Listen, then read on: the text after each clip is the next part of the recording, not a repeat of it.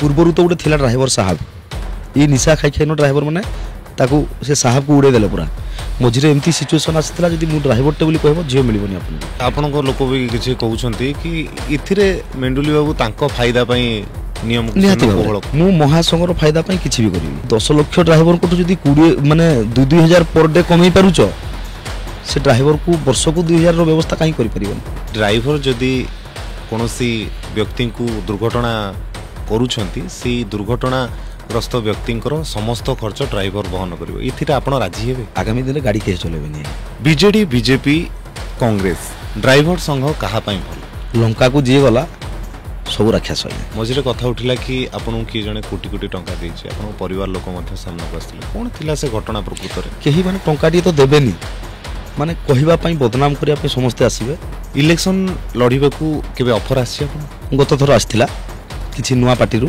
माने जी गाड़ी रे जाइनी से किछि जाननी आया खाली लोक देखु जंदी ड्राइवर टे गला मधुआडा जाउची दिन थिला मात्र 1500 टंका पई से हाथ रे स्कूल बही को छाड़ी जाइथिले ड्राइविंग लाइन को निज परिवार को प्रतिपोषण करबा पई हेले आजी ओडिसा रो मुख्यमंत्री को भी से चैलेंज देउछंती प्रशांत मेंडुली गोटिए डाकरे एकाठी हो जाती हजार हजार संख्या रे ड्राइवर आउ गोटिए डाकरा रे अख चक सबु बंद। नमस्कार जय जगन्नाथ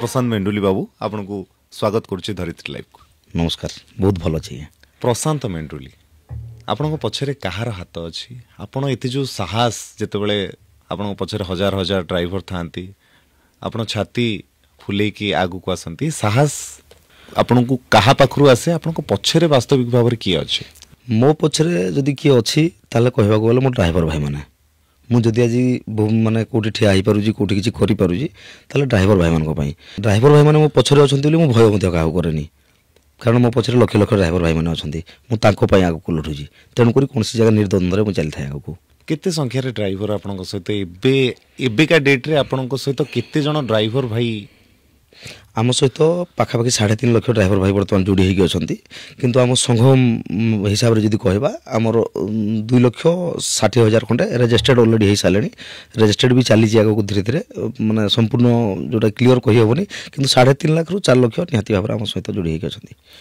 मेंडुली बाबू आम प्रथम रु जीवा जितेबाला आपण ड्राइविंग लाइन को आसिले आपण भी विभिन्न गणमाध्यम भी कहते कि आपण गोटे 1500 टंका पई आपन को जीवन बदली गला और आपन ड्राइविंग लाइन को आसिले कौन थिला से घटना आज्ञा सेते बेले 2005 मसियार कथा एटा मु मैट्रिक जस्ट परीक्षा दे साली माने मु जानिथिली मु तो पास करि जीवी बोली किंतु आमर घरर परिस्थिति एमती किछि थिला टिके गरीब परिवार जेहेतु हम थिलु हमको 1500 टंका भारी कष्ट थिला तो मत से दरकार पड़ूला मु टार्गेट कर देती परीक्षा देजी माने पास करी किसी असुविधा नहीं किंतु कॉलेज रे ना लिखा पड़ो मत 1500 टका जो उठो एडजस्ट करिया पड़ो से 1500 टकार पछे धाई धाई मुझे ड्राइवर है प्रथम बहुत माने से ना लिखाइबा पई प्रथम माटी बोहिबा पई जाई केनाल काम चलता किंतु पिला समय जो 15 वर्ष मत होता है से काम मध्य हो पारानी देह खराब हो गला परवर्ती मुहूर्त में लोक कहले जे हेल्पर ही गले 800 टका मिलूची से गोटे माने गोटे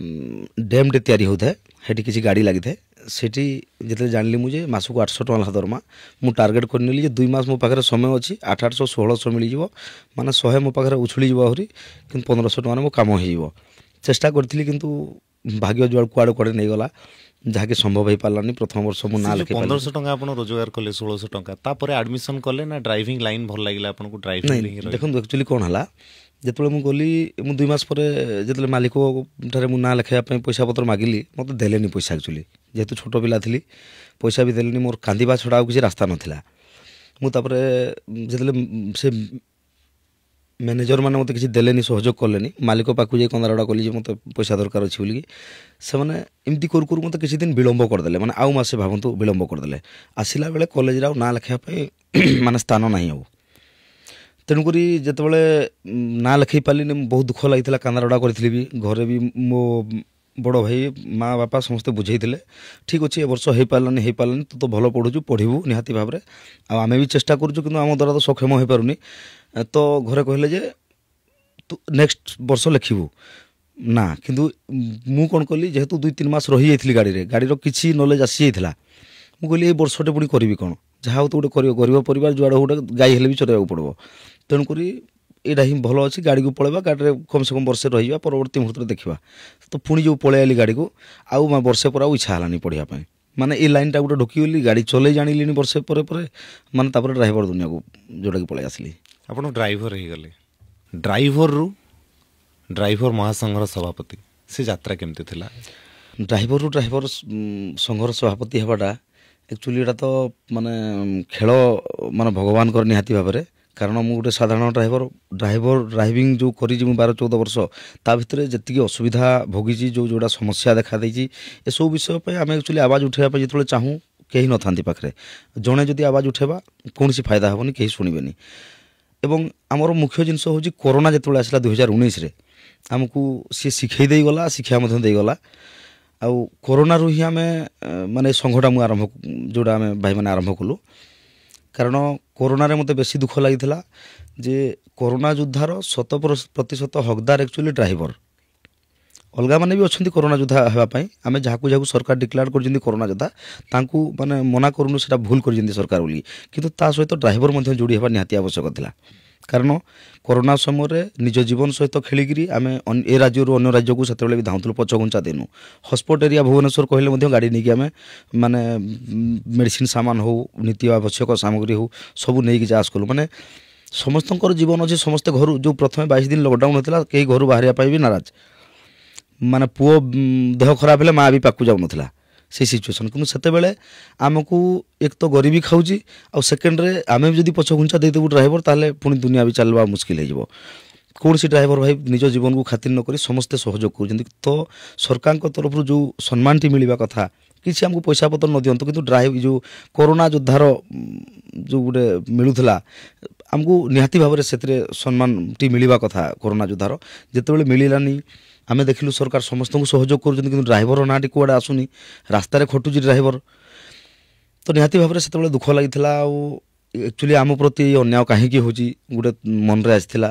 କିଛି ଭାଇମାନେ ଆମେ ଆଲୋଚନା କରିଥିଲୁ, କ'ଣ ଏମିତି ସମସ୍ୟା ହେଲା ଯେ ଆମକୁ କାହିଁକି ଦେଖୁନାହାନ୍ତି, ସତରେ କ'ଣ ଆମେ ଭୁଲ କରୁଛେ, ଆମେ କାମ କରୁଛେ, ଜନସାଧାରଣଙ୍କୁ ସେବାରେ ଲାଗୁଛେ। କରୋନା ଯୋଦ୍ଧାର ଏତେ ହକଦାର ହେଇକି ମଧ୍ୟ ଆମକୁ ମିଳିଲାନି, ସେତେବେଳେ ଦୁଃଖ ଲାଗିଥିଲା। ଆଉ ନିହାତି ଭାବରେ ଆମେ ସେତେବେଳେ ବିଚାର କରିଥିଲୁ ଯେ ଆମେ ଏକା ଲଢ଼ୁଛେ ବା ଏକା ଆବାଜ ଉଠାଉଛେ, ତାହା ପହଞ୍ଚି ପାରୁନି କାହା ପାଖକୁ। ଆମେ ଯଦି ଏକତ୍ରିତ ହେବା ହୁଏତ ସମ୍ଭବ, କିନ୍ତୁ ସେତେବେଳେ ଏହା ମଧ୍ୟ ସମ୍ଭବ ନଥିଲା କି ଡ୍ରାଇଭରମାନଙ୍କୁ ଏକଜୁଟ କରିବାଟା ଗୋଟେ ଅସମ୍ଭବ କାର୍ଯ୍ୟ ନିହାତି ଭାବରେ ଥିଲା। କେମିତି କଲେ, ସମସ୍ତଙ୍କୁ କେମିତି ଏକାଠି କଲେ? ନିହାତି ଭାବରେ ଶୋଷ ସମସ୍ତଙ୍କୁ ହେଉଥିଲା, ପାଣି ସମସ୍ତେ ଖୋଜୁଥିଲେ, କିନ୍ତୁ ପାଣି ପାଇପାରୁନଥିଲେ, ପାଖାପାଖି ସେଇ ଟାଇପ୍ର କଥା। ମାନେ ସମସ୍ତ ଡ୍ରାଇଭର ଭାଇମାନେ ଚାହୁଁଥିଲେ ତାଙ୍କ ପ୍ରତି ହେଉଥିବା ଅନ୍ୟ ଅତ୍ୟାଚାର ବିରୁଦ୍ଧରେ ଲଢ଼େଇ ହେଉ ବା କିଏ ଗୋଟେ ଆଗକୁ ଆସୁ, କିନ୍ତୁ ସେତେବେଳେ ସମସ୍ତେ ସାହସ କରିକି ଆଗକୁ ଆସିପାରୁନଥିଲେ। ବା ଆଜିର ସମୟରେ ଟିକେ ବଦଳିଲାନି, କିନ୍ତୁ ସେତେବେଳେ କେହି ବାହାରୁ ନଥିଲେ କି ଏସବୁ ଜିନିଷରେ ଯାଉନଥିଲେ। ଯେତେବେଳେ ଆମେ ନୂଆ ଆରମ୍ଭ କଲୁ ସଂଗଠନଟି, ସେତେବେଳେ ବି ବହୁତ କଷ୍ଟ କରିବାକୁ ପଡ଼ିଛି ଆମକୁ। ଏକ ତ କରୋନା ଟାଇମ୍, ମିଟିଂ ବି କେଉଁଠି କରିପାରିବନି। ତାପରେ ଗୋଟିକିରି ଡ୍ରାଇଭରଙ୍କ ପାଖକୁ ପହଞ୍ଚୁ, ଆମେ ତାଙ୍କୁ ବୁଝାଇବା ପାଇଁ ଚେଷ୍ଟା କରୁ। ମୁଁ ତ ଗାଡ଼ି ଚଲାଇଲା ସମୟରେ ଯେଉଁ ଡ୍ରାଇଭରକୁ ଭେଟିବି ତାକୁ ମାନେ ଅନୁରୋଧ କରେ, ଭାଇ ସଂଘରେ ମିଶ, ଏମିତି କର ସେମିତି କର। ବହୁତ ଲୋକ ମୋତେ ଗାଳି ବି କରିଛନ୍ତି ଯେ ପୂର୍ବରୁ ଆମେ ଯେତେ ସଂଗଠନ କରିଛୁ ସବୁଥିରେ ପଇସା ଆମଠୁ ଖାଇ ଦେଇଛନ୍ତି। କିଏ କୁହେ ମୁଁ 3ଟା ସଂଘ ଆଗରୁ କରିଥିଲି, ମୋ ପଇସା ସବୁ ଖାଇଗଲେ, ତୁ ବି 4 ନମ୍ବର ଆସିଛୁ, କିଛି ଖାଇକି ପଳେଇବୁ ବୋଲିକି। ତ ଏମିତି ବି କୁହନ୍ତି, ଗାଳି ବି କରନ୍ତି। ତଥାପି ତାକୁ ସହି କରି ଗୋଟେ ପରେ ଗୋଟେ ଡ୍ରାଇଭର ଭାଇଙ୍କୁ ଯୋଡ଼ିବା ପାଇଁ ଚେଷ୍ଟା ଚଲେଇଥିଲୁ। ପରବର୍ତ୍ତୀ ମୁହୂର୍ତ୍ତରେ ମାନେ ଯେତେବେଳେ ଆମର ଛେଣ୍ଡିପଦାର ଜଣେ ଭାଇଙ୍କୁ କ୍ୟାନ୍ସର ହେଇଯାଇଥିଲା, ଗୋଟେ ଡ୍ରାଇଭର ଭାଇଙ୍କୁ, ସେତେବେଳେ ବି ଆମେ ଯେହେତୁ ଭାବିଲୁ ଡ୍ରାଇଭର ଗୋଟେ ଲକ୍ଷ ଟଙ୍କା ପାଇବ କେଉଁଠୁ, କିଛି ଚେଷ୍ଟା କରୁ ଆମ ତରଫରୁ, ଆମେ ଦେବା ପାଇଁ ସବୁ ଡ୍ରାଇଭର ଭାଇମାନେ କଲେକ୍ସନ୍ କରିଥିଲୁ, ତାଙ୍କୁ ସହଯୋଗ କିଛି ଦିଆଯାଇଥିଲା। ହୁଏତ ସେ ବଞ୍ଚି ପାରିନଥିଲେ ପରବର୍ତ୍ତୀ ମୁହୂର୍ତ୍ତରେ। ଏମିତି ହେଇକି ଡ୍ରାଇଭରମାନେ ଯେଉଁ ବିଭିନ୍ନ ସମସ୍ୟାରେ ବି ରାସ୍ତାରେ ପଡ଼ନ୍ତି, ତାଙ୍କ ପାଖକୁ ବି ପହଞ୍ଚି ଯାଉ ସାହାଯ୍ୟ କରିବା ପାଇଁ। ଧୀରେ ଧୀରେ ନିହାତି ଭାବରେ ସମସ୍ତେ ବିଶ୍ୱାସ ମଧ୍ୟ କଲେ ଏବଂ ଯେଉଁ ଆମର ଏକତାର ହେଲେ ଆମେ କ'ଣ ଫାଇଦା ମିଳିବ ତାହା ବୁଝିପାରିଲେ ଡ୍ରାଇଭର ଭାଇମାନେ, ତାହା ହେଉଛି ବଡ଼ କଥା। ତେବେ ଯେତେବେଳେ ଆପଣଙ୍କର ସଂଘଟି ଯେତେବେଳେ ସଂଗଠିତ ହେଇଗଲା, ଯେତେବେଳେ ଆପଣଙ୍କ ପାଖରେ ଲକ୍ଷ ଲକ୍ଷ ଡ୍ରାଇଭର ଆସିକି ଏକତ୍ରିତ ହେଲା, ତାପରେ ଷ୍ଟିଅରିଂ ଛାଡ଼ ଆନ୍ଦୋଳନ ମଧ୍ୟ ବିଭିନ୍ନ ସମୟରେ ଦେଖିଛେ ଆମେ। ତ ଗତ ଥର ଯେଉଁ ଷ୍ଟିଅରିଂ ଛାଡ଼ ଆନ୍ଦୋଳନ ଆପଣ କରିଥିଲେ, କାହାକୁ ଛାଡ଼ୁନଥିଲେ ଆପଣ କିଛି ଦିନ ଧରିକି, ସେତେବେଳେ ସାଧାରଣ ଲୋକ ମଧ୍ୟ ଅଭିଯୋଗ କରିଥିଲେ, ଗଣମାଧ୍ୟମ ସାମ୍ନାକୁ ଆସିଥିଲେ, ଅନେକ କିଛି। କିନ୍ତୁ ତାପରେ ଯେତେବେଳେ କଂଗ୍ରେସ ଯେତେବେଳେ ବନ୍ଦ ଡାକରା ଦେଇଥିଲା, ସେତେବେଳେ ଆପଣ ନିର୍ଦ୍ଦେଶ ଦେଇଥିଲେ କି କଂଗ୍ରେସ ଗାଡ଼ିକୁ କେବଳ ଛଡ଼ାଯିବ। ଅଭିଯୋଗ ଆସିଥିଲା କି ଏଥିରେ କିଛି କାରବାର ଅଛି ନା କିଛି ଚାପ ବାସ୍ତବିକ ଭାବରେ ଥିଲା ଏଥିରେ? ନାଇଁ, ସେଥିରେ ଆକ୍ଚୁଆଲି କ'ଣ ହେଇଛି, କହିବାକୁ ଗଲେ ଆନ୍ଦୋଳନଟା ଯେହେତୁ ଲଙ୍ଗ୍ ଟାଇମ୍ ଏଥର ଆମେ 2023ରେ ଯେଉଁ ଆନ୍ଦୋଳନଟା କରିଥିଲୁ ସେତେବେଳେ ଆମେ କାହାକୁ ଛାଡ଼ୁନଥିଲୁ, ବାଇକ୍ ଫାଇକ୍ କେବଳ ଛାଡ଼ି ଦେଉଥିଲୁ, କାହାକୁ ଛଡ଼ା ଯାଉନଥିଲା। ଏଥର କିନ୍ତୁ ଆନ୍ଦୋଳନ ଅଲଗା ପ୍ରକାର ହେଇଥିଲା। ଏଥର ଆମେ ଚଲେଇବୁନି, କିଏ ଚଲାଉଛି ଚଲଉ, ଆମେ ଚଲେଇବୁନି। ହଁ, କିନ୍ତୁ ଯେଉଁ ଡ୍ରାଇଭର ଭାଇଟି ଯାଉଛି, ଯଦି ଆମେ ଏଠି ମାନେ 1000 ଡ୍ରାଇଭର ବସିଛୁ ଆମ ପେଟ ପାଟଣା ପାଇଁ ବା ଅଧିକାର ପାଇଁ, ଆଉ ଗୋଟେ ଡ୍ରାଇଭର ଗାଡ଼ି ନେଇକି ଯାଉଛି, ନିହାତି ଦୁଃଖ ଲାଗିବ। ଆମେ ତାଙ୍କୁ ବି ଅଲଗା କିଛି ନ କହି ମୁଣ୍ଡିଆ ମାରିବା ପାଇଁ ମୁଁ ନିର୍ଦ୍ଦେଶ ଦେଇଥିଲି ଯେ ଯେଉଁ ଡ୍ରାଇଭର ଗାଡ଼ି ନେଇକି ଯାଉଛି ତାକୁ ମୁଣ୍ଡିଆ ଗୋଟେ ମାର, ସବୁ ଡ୍ରାଇଭର, ଅଲଗା ତ ଆମେ କିଛି କରିପାରିବାନି। ମାନେ ଏଥର ଆମେ କାହାକୁ ଅଟକେଇନୁ, କୌଣସି ଗାଡ଼ିକୁ ଅଟକେଇନୁ। ନିହାତି ଭାବରେ ତାହା ଭୁଲ ସୂଚନା ଯେ ଆମେ ଗାଡ଼ି ଅଟକେଇଛୁ ବୋଲିକି। ଯେଉଁଦିନ ଆମେ କଂଗ୍ରେସର ଗାଡ଼ି ଛାଡ଼ିବା ପାଇଁ ମୁଁ କହିଥିଲି ସେଦିନ ଥିଲା 10 ତାରିଖ। 10 ତାରିଖ ରାତି, ମାନେ 11 ତାରିଖ ଯେହେତୁ ତାଙ୍କ ପ୍ରୋଗ୍ରାମ ଥିଲା, ମୋତେ ତ ସେମାନେ ଆଗରୁ ଜଣେଇଥିଲେ, ମୁଁ ସେ କଥା ପରେ କହିବି। କିନ୍ତୁ 10 ତାରିଖ ଦିନ ଦିନବେଳା ମୁଁ ଗୋଟେ ଲାଇଭ୍ ଆସିଥିଲି, 1 ବଜେ ଆଡ଼େ ହେବ। ଯେଉଁ କାନ୍ଦିକିରି ଯେଉଁ ଭିଡ଼ିଓଟା ଆସିଛି ସେଇଟା ହେଉଛି 10 ତାରିଖ ଦିନ ଦିନବେଳାର ଭିଡ଼ିଓ। ମୁଁ ଦିନବେଳା ସ୍ପଷ୍ଟ କରିଥିଲି, ସମସ୍ତ ଭାଇମାନଙ୍କୁ ଖବର ଦେଇଥିଲି ଯେ ଆମେ ଆଜି ଯେଉଁ କାଁ ଭାଁ ବି କାହାକୁ ଅଟକେଇ ଦେଉଛେ, 10 ମିନିଟ୍ 20 ମିନିଟ୍ ଲେଖା ଯେଉଁ ଗାଡ଼ି ଗୁଡ଼ାକ ଅଟକେଇ ଦେଉଛେ, ଆଜିଠୁ ଆଉ କାହାକୁ ଅଟକେଇବାନି। ଯାହାର ଇଚ୍ଛା ହେଉଛି ବସୁ, ଯାହାର ଇଚ୍ଛା ହେଉଛି ଗାଡ଼ି ଚଲାଅ। ଆମେ ଆମ ଅଧିକାର ପାଇଁ ବସିଛେ, ଆମେ କିନ୍ତୁ ବସିବା। ଯେଉଁ ଭାଇମାନେ ସହଯୋଗ କରିବେ ବସନ୍ତୁ, ଏହା ନିର୍ଦ୍ଦେଶ ଥିଲା। ଆଉ କ'ଣ ହେଲା, ମୋତେ ଯେହେତୁ କଂଗ୍ରେସ ପାର୍ଟିବାଲା, ଆମେ ଯେତେବେଳେ 7 ତାରିଖରୁ 8 ତାରିଖ ଆନ୍ଦୋଳନ ହେବ, ମୋତେ 7 ତାରିଖରୁ କହିଲେଣି ଯେ ବାବୁ 11 ତାରିଖରେ ଆମ ପ୍ରୋଗ୍ରାମ ଅଛି, ତୁମେ ତା ଭିତରେ ଷ୍ଟ୍ରାଇକ୍ଟାକୁ ବନ୍ଦ କରିବ। ମୁଁ ବି ତାଙ୍କୁ କହିଥିଲି ଯେ ଆଜ୍ଞା ଆମର 8 ତାରିଖରୁ ଆମେ ଆରମ୍ଭ କରିବୁ, ମାନେ 8, 9, 10 3 ଦିନ ହେଲାଣି। ଆମେ ବିଗତ ଦିନରେ 3 ଦିନ ଆନ୍ଦୋଳନ କରିଥିଲୁ, ଓଡ଼ିଶା ପୁରା ଠପ୍ ହେଇଥିଲା, ବହୁତ କିଛି ହଇରାଣ ହେଇଯାଇଥିଲେ ଲୋକ। ଏଥର ଆମକୁ 3 ଦିନ କରିବାକୁ ପଡ଼ିବନି ଆଜ୍ଞା, ଏଥର ଆହୁ କମ୍ ଦିନରେ, ଯେହେତୁ ସରକାର ଜାଣିଛନ୍ତି, ମୋହନ ସରକାର ଆମ ସପକ୍ଷରେ କିଛି କହିଛନ୍ତି ମଧ୍ୟ, ତ ଏଥର ଏତେ ଦିନ ଯିବନି। ଯେହେତୁ ଗଲା ଥର ଲୋକ ହଇରାଣ ହେଇଛନ୍ତି, ସରକାର ଏମିତି କରେଇ ଦେବେନି, ନିହାତି ତା ପୂର୍ବରୁ ଯାହା ବ୍ୟବସ୍ଥା କରିବେ, ଏଇ ଆଶାରେ ଆମେ ଥିଲୁ। କିନ୍ତୁ ଯେତେବେଳେ ଏ ଜିନିଷଟା ହେଲାନି, ମାନେ ସମାଧାନ ହେଇପାରିଲାନି, 10 ତାରିଖ ଆସିଗଲା। ସେମାନେ ମୋତେ 10 ତାରିଖ ଦିନ ରାତି 10ଟା ପର୍ଯ୍ୟନ୍ତ ବହୁତ ପ୍ରେସର କରିଛନ୍ତି। ପ୍ରେସର ମାନେ କ'ଣ, ସେମାନେ ଏତିକି କୁହନ୍ତି ଯେ ଭାଇ କାଲି ତୁମେ ଷ୍ଟ୍ରାଇକ୍ଟା ବନ୍ଦ କରିଦିଅ, ଆଉ ପରଦିନଠୁ କର। ମୁଁ କହିଲି ସେମିତି ବନ୍ଦ କରିକି ପୁଣି ଥରେ ଚଲେଇ ହେବନି। ହଁ, ଆମେ ଛାଡ଼ି ଦେଉଛୁ ସମସ୍ତଙ୍କୁ, ଆପଣଙ୍କୁ ବି ଛାଡ଼ିଦେବୁ, କିଛି ଆବଶ୍ୟକତା ନାହିଁ। କୌଣସି ମୁଁ ନ୍ୟୁଜ୍ ଦେବା କି ଭିଡ଼ିଓ କରିବା କିଛି ଆବଶ୍ୟକତା ନାହିଁ। କୌଣସି ଗାଡ଼ି ଆପଣଙ୍କର ଗାଡ଼ିକୁ ଅଟକା ଯିବନି ବୋଲି ତାଙ୍କୁ ସ୍ପଷ୍ଟ କରିଥିଲି ପୂର୍ବରୁ।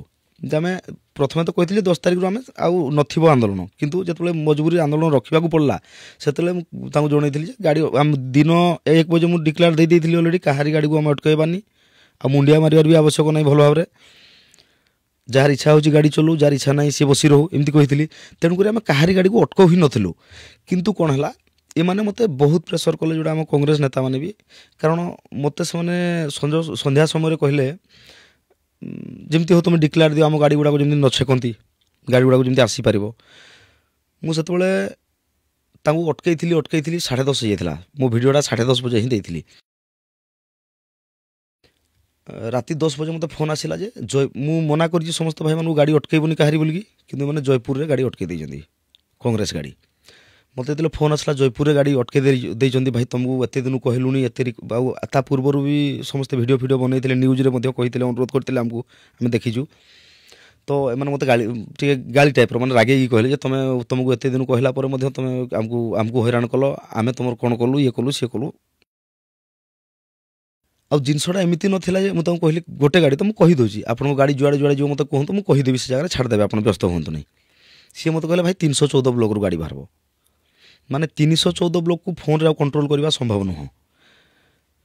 ଆଉ ଗୋଟେ ଜିନିଷ କ୍ଲିଅର କରିବା ପାଇଁ କହିବି ଯେ ଏଇ ଆମ ଆନ୍ଦୋଳନ ସମୟରେ ଯିଏ ବି ଅସୁବିଧାରେ ପଡ଼ୁ, ଯଦି ଧରନ୍ତୁ ଭଦ୍ରକରୁ ଗୋଟେ ଆସିଥିଲା ପୁରୀ ସ୍ୱର୍ଗଦ୍ୱାର, ସେ ଆମ୍ବୁଲାନ୍ସ ଆଣିଲା, ତାଙ୍କୁ ଛାଡ଼ିଦେଲା, ଆମ୍ବୁଲାନ୍ସ ଚାଲିଗଲା, ସେଇ ଲୋକ ଆଉ ଯିବା ପାଇଁ ଗାଡ଼ି ପାଇଲାନି। ସେମାନେ ମୋ ନମ୍ବର କଲେକ୍ସନ୍ କରିକି ମୋତେ ଫୋନ୍ କଲେ ଯେ ଭାଇ ଆମେ ଏମିତି ଅସୁବିଧାରେ ପଡ଼ିଗଲୁ। ମୁଁ ତାଙ୍କୁ ବି ଭିଡ଼ିଓଟେ ଦେଇଥିଲି ଯେ ଭାଇ ଏମାନେ ଅସୁବିଧାରେ ପଡ଼ିଛନ୍ତି, ଏମାନେ ଯେଉଁ ଗାଡ଼ିରେ ଯାଉଛନ୍ତି ଆଙ୍କ ଗାଡ଼ିଟାକୁ ଛାଡ଼ି ଦିଅ। ଗୋଟେ ଝିଅ ନେଇକି ଛାଡ଼ି ଯାଉଥିଲେ କେନ୍ଦୁଝରରୁ, ତାଙ୍କୁ ମାନେ ମ୍ୟାରେଜ୍ କାଲି ସରିଛି, ଆଜି ଆମର ଷ୍ଟ୍ରାଇକ୍ ଚାଲିଛି, ଏମାନେ ଝିଅକୁ ଛାଡ଼ିଲେନି, ଆଉ ବରପିଲା ପଳେଇଲାଣି, ଝିଅ ଯାଇପାରୁନି। ତେଣୁକରି ମୁଁ ସେଇଠି ବି ଭିଡ଼ିଓ ଦେଇଥିଲି, ତ ଆପଣ ଯେତେ ବାଟ ଯାଉଛନ୍ତି ଏଇ ଭିଡ଼ିଓ ଦେଖେଇଯିବେ। ମୁଁ ସେଇଠି ବି କହିଥିଲି ଭାଇମାନେ ବାହାଘର ଜୀବନରେ ଥରେ ହୁଏ, ଆମେ ତ ଷ୍ଟ୍ରାଇକ୍ଟା କରୁଛେ, ତାଙ୍କର ବାହାଘରଟା ସରିଯାଏ, ଝିଅକୁ ଛାଡ଼ି ଦିଅନ୍ତୁ, କମ୍ ସେ କମ୍ ତାଙ୍କ ଗାଡ଼ି ଯାଇ ଦିଅନ୍ତୁ। ଏମିତି ସମସ୍ତଙ୍କୁ ଭିଡ଼ିଓ ଦେଇଛି। ଆଉ ମୋତେ ବି ଜଣା ନଥିଲା ଯେ ଏମିତିଆ ଭାଇରାଲ ହେଇଯିବ, ଆଉ ଏମିତି ମାନେ ରାଜନୀତିର କିଛି ପଡ଼ିଯିବ ପ୍ରଭାବ ଆମ ସଂଘ ଭିତରେ, ତାହା ଚିନ୍ତା ନଥିଲା। କିନ୍ତୁ ଯେତେବେଳେ ମଜବୁର ହେଇଗଲି ମୁଁ 10:30 ବଜେ ଯେ ଗାଡ଼ି ଅଟକେଇ ଦେଉଛନ୍ତି ପିଲା, ମୋର ଆଉ ବୁଦ୍ଧି ବଣା, ମାନେ ଏପଟୁ ପ୍ରେସରାଇଜ୍ ବି ବହୁତ, ଆପଣଙ୍କୁ ଅନୁରୋଧ କଲୁଣି, ଆପଣ ଛାଡ଼ୁନାହାନ୍ତି, ମାନେ ଏପଟେ ସରକାର ବି ଦାୟୀ ପୂରଣ କରିବି କହିକି କରୁନାହାନ୍ତି। ମାନେ ଆମେ ବି ଜାଣିବାକୁ ପାଇଲୁ ଯେ ଯଦି ଆମେ ନ ଛାଡ଼ୁଛୁ ଆମ ଝଗଡ଼ା ହେବ ହିଁ ହେବ। ଆକ୍ଚୁଆଲି ଯେଉଁଟା ଲୋକ ଭାବୁଛନ୍ତି କି କଂଗ୍ରେସ ସହିତ ମିଶିଗଲା, କିଛି ଲୋକ କହୁଛନ୍ତି ପଇସା ଖାଇଦେଲା, ତାହା ନୁହଁ। ମୁଁ ଆଉ ମାନେ ଆମର ମେଣ୍ଡୁଲି ବାବୁ ଆପଣଙ୍କର କିଛି ଆପଣଙ୍କ ଲୋକ ବି କିଛି କହୁଛନ୍ତି କି ଏଥିରେ ମେଣ୍ଡୁଲି ବାବୁ ତାଙ୍କ ଫାଇଦା ପାଇଁ ନିୟମକୁ ନିହାତି କୋହଳ ଭାବରେ କଲେ। ନିହାତି ଭାବରେ କଣ ସେ ମାନେ ଫାଇଦା ମୋ ନିଜର ଫାଇଦା ନୁହଁ। ମୁଁ ମହାସଂଘ ଏକ, ମୁଁ ମହାସଂଘର ଫାଇଦା ପାଇଁ କିଛି ବି କରିବି। ଡ୍ରାଇଭର ଫାଇଦା ମାନେ ହେଲା ତାପରେ? ଦେଖନ୍ତୁ ଆଜ୍ଞା, ଯଦି ସେଦିନ ଆମ ଭିତରେ ଝଗଡ଼ା ହେଇଥାନ୍ତା, ଯଦି ଏମାନଙ୍କୁ ଛାଡ଼ି ନଥାନ୍ତା, ଆମ ପିଲା ବି ହିଟ୍ ହେଇଯାଇଥିଲେ ନା 3 ଦିନ ହେଲାଣି। ମାନେ ପିଲା ବି କହୁଛନ୍ତି ଯେ ଆମେ ଛାଡ଼ିବୁନି ବୋଲିକି। ମୁଁ ଯଦି ଭିଡ଼ିଓଟା ଦେଇନଥାନ୍ତି ଆମ ପିଲା ତାଙ୍କ ଗାଡ଼ିକୁ ଅଟକେଇଥାନ୍ତେ, ଆମ ଭିତରେ ଝଗଡ଼ା ଗୋଟେ ହେଇଥାନ୍ତା, ଆମେ ସେଦିନ ରାତି ମାଡ଼ପିଟ ହେଇଥାନ୍ତୁ। ତା ପରଦିନ ସକାଳୁ ଆମକୁ ଗୋଟେ ମାଓବାଦୀ ଭଳିଆ କାର୍ଯ୍ୟ କରୁଛନ୍ତି, ମାନେ ପିଟାମରା କରୁଛନ୍ତି, ରାସ୍ତାରେ ଅରାଜକତା ଫେଲ୍ ହେଉଛନ୍ତି ବୋଲି ଆମକୁ ଆରେଷ୍ଟ କରିଥାନ୍ତେ। ଆଉ କଂଗ୍ରେସ ସହିତ ବି ଆମ ଝଗଡ଼ାଟା ହେଇଥାନ୍ତା। ଗୋଟେ ନ୍ୟାସନାଲ୍ ପାର୍ଟି ଭାଇ, ସେମାନେ ଯଦି ତାଙ୍କର ଅଟକାଇବାର ଅଛି ସେମାନେ ଅଟକାନ୍ତୁ, ଆମେ କାହିଁ ସେ ମଝିରେ ପଡ଼ିଯିବୁ। ଆମେ ରାଜନୀତିରୁ ମହାସଂଘକୁ ବହୁତ ଦୂରରେ ରଖିଛୁ, ଆମେ ମଧ୍ୟ ବହୁତ ଦୂରରେ ଅଛୁ ରାଜନୀତିରୁ। ଖାଲି ମାନେ ଲୋକଙ୍କୁ କ'ଣ ଚିନ୍ତା କରିବେ କ'ଣ କହିବେ ତାହା ମାନେ କିଛି ଜରୁରୀ ନୁହଁ।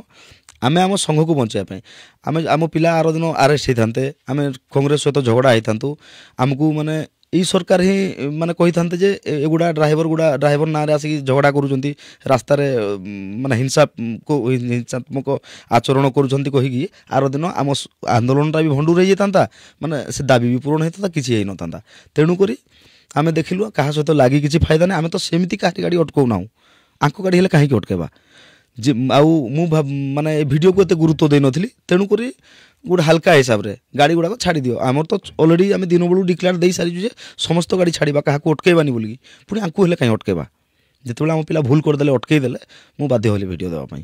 ୟା ପରେ ବି ରାହୁଲ ଗାନ୍ଧୀଙ୍କ ପକ୍ଷରୁ ମଧ୍ୟ ସମର୍ଥନ ଆପଣଙ୍କୁ ଆସିଥିଲା। ସମର୍ଥନ ପାଇଁ ଆପଣ କୋହଳ କଲେ ନା ଆପଣ କୋହଳ କଲେ ବୋଲି ସେ ସମର୍ଥନ କଲେ? ମୋତେ ଲାଗୁଛି ଯେହେତୁ ତାଙ୍କର ମିଟିଂଟା, ଯଦି ଆମେ ଯେମିତି ଷ୍ଟ୍ରାଇକ୍ ଚଲେଇଥିଲୁ, ଯଦି ଆମେ ଛାଡ଼ି ନଥାନ୍ତୁ ସେଦିନ, ଯଦି ଆମେ ରଖିଦେଇଥାନ୍ତୁ, ହୁଏତ ତାଙ୍କର ମିଟିଂଟା ବି ହେଇପାରିନଥାନ୍ତା। ମୁଁ ତାଙ୍କ ମିଟିଂ ପାଇଁ ଆମର କିଛି ଦରଦ ନାହିଁ, ତାଙ୍କର ମିଟିଂ ହେଉ ନ ହେଉ ଆମର କିଛି ଯାଏ ଆସେ ନାହିଁ, କିନ୍ତୁ ଆମେ ମଧ୍ୟ ଅସୁବିଧାରେ ପଡ଼ିଯାଇଥାନ୍ତୁ। ତେଣୁକରି ଯେତେବେଳେ ଆମେ ଛାଡ଼ିଛୁ, କଥାଟି ଟିକେ ଡିକ୍ଲାର୍ଡ ହେଇଛି, ଟିକେ ହାଇଲାଇଟ୍ ହେଇଛି, ତ ରାହୁଲ ଗାନ୍ଧୀଙ୍କ କାନରେ ମଧ୍ୟ ପଡ଼ିଥାଇପାରେ।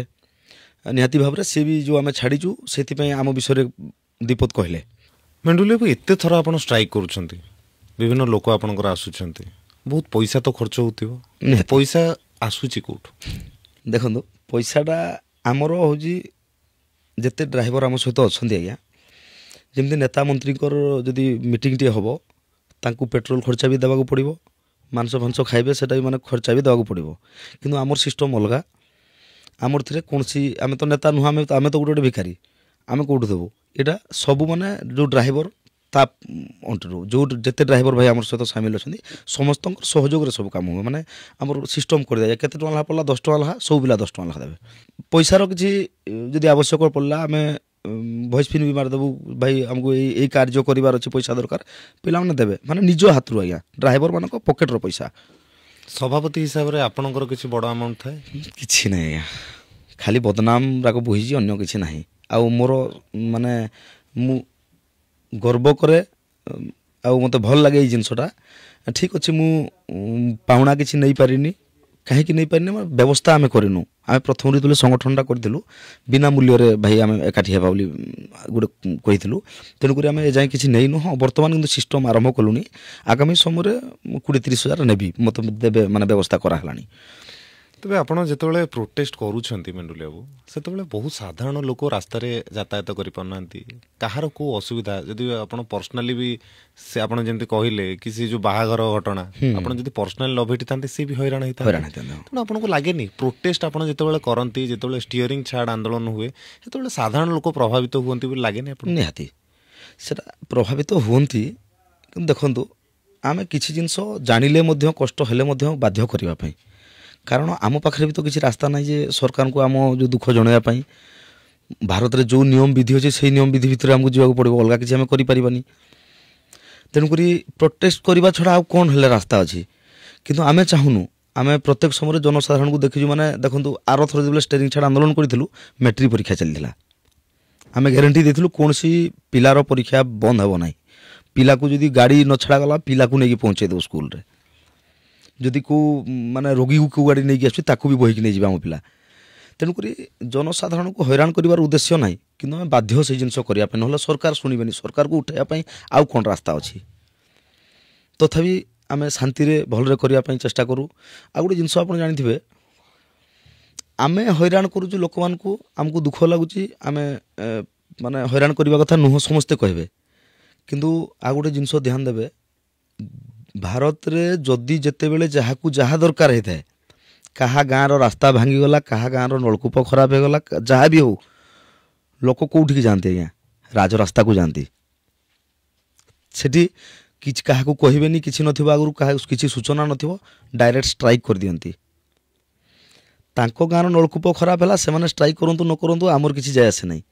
କିନ୍ତୁ ଭାବନ୍ତୁ ଗୋଟେ ଡ୍ରାଇଭର ସେତେବେଳେ ଭୋକ ଉପାସରେ ସେ ତା ବାଟରେ ଯାଉଥିବ, ତାକୁ ସେଠି ଅଟକେଇ ଦିଆଯିବ। ନା ସେଠି ପାଣିର ବ୍ୟବସ୍ଥା ଥିବ, ନା ସେଠି ଖାଇବାର ବ୍ୟବସ୍ଥା ଥିବ, ନା ସେଠି ଲାଟ୍ରିନ୍ରେ ଯିବାର ବ୍ୟବସ୍ଥା ଥିବ। ମାନେ ସେଇଟା କେମିତି ଗୋଟେ ଅଧିକାର? ଦେଖନ୍ତୁ, ଏଇଠି ଆମେ କାହାକୁ ହଇରାଣ କରିବୁ, ହଇରାଣ କରିବାଟା ଖରାପ, କିନ୍ତୁ ଆମକୁ ଜୋର ଜବରଦସ୍ତି ହଇରାଣ କରିଦିଆଯିବ। ସରକାର ସେ ସିଷ୍ଟମଟାକୁ ବି ବଦଳାଇବା କଥା। ଯଦି ତୁମର କେଉଁ ମନ୍ତ୍ରୀ ମାନୁନି ତାଙ୍କ ଘରକୁ ଯାଅ, ଯଦି କେଉଁ ଅଫିସର କାମ କରୁନି ତାଙ୍କ ଘରକୁ ଯାଅ। ରାସ୍ତାକୁ ଆସିଲେ ଡ୍ରାଇଭରକୁ ମାନେ ଭୋକରେ ରଖିଦେଲ, ହଁ ଡ୍ରାଇଭରଙ୍କ ପାଇଁ ବ୍ୟବସ୍ଥା କରନ, ଖାଇବା ପିଇବା ରେଡ଼ି କରିଦିଅ, ଆମେ ରହିବୁ, ମାଲିକର ଗାଡ଼ି ଠିଆ କରିଦେବୁ, ରାଜରାସ୍ତାରେ ଠିଆ ହେବୁ। କିନ୍ତୁ ଆମେ କେଉଁ ମୁଡ଼ରେ ଯାଉଛୁ, କେମିତି ଅବସ୍ଥାରେ ଯାଉଛୁ, ଖାଇଛୁ ଆମର ତ ପ୍ରଥମ କଥା ଆମେ ଗାଧୋଇବା ଖାଇବା ଏସବୁ ଜିନିଷର ଠିକ୍ ଠିକଣା ନଥାଏ, ଶୋଇବାର ମଧ୍ୟ। ଆମେ ସେଇ କଷ୍ଟରେ ଯାଉଥିବୁ, ଆମକୁ ଅଟକେଇ ଦିଆଯିବ।